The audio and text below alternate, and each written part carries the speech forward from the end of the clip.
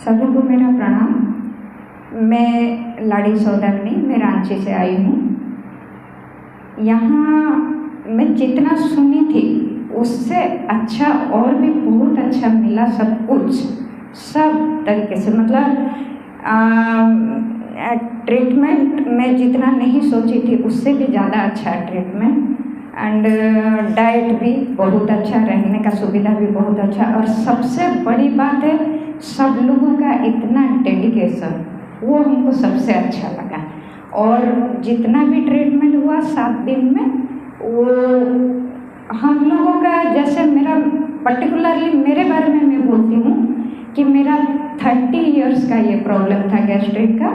तो 7 दिन में जितना रिजल्ट मुझे मिला है वो मैं तो अभी फील कर ही रही हूँ कि कम हुआ है।